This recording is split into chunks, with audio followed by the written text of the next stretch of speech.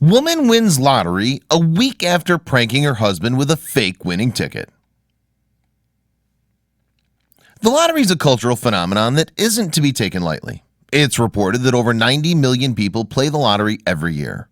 Those aren't even the numbers regarding how often they play. No matter how you look at it, that's a lot of people. Hope is a strong drug. It says something about humanity that we're willing to throw away day after day in the hopes that we'll make it big. We do this despite the fact that our chances of being killed in an airplane are higher than actually winning. And people don't even fly as much as they play the lottery. We've all seen a lottery prank on television, or possibly even been the victim of one. It's a common way to get a rise out of someone.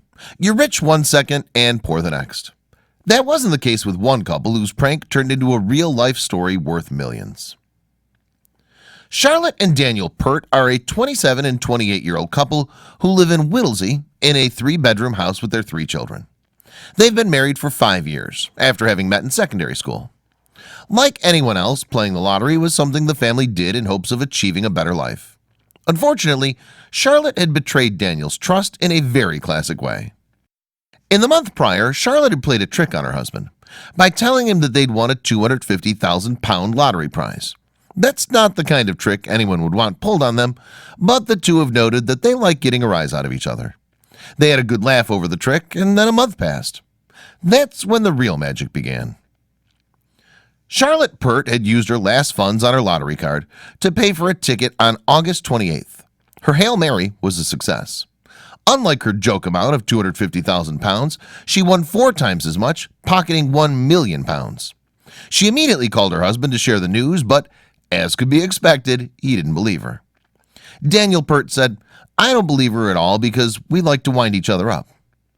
Daniel Pert was working with his brother as a self-employed carpenter when he got the call from his wife.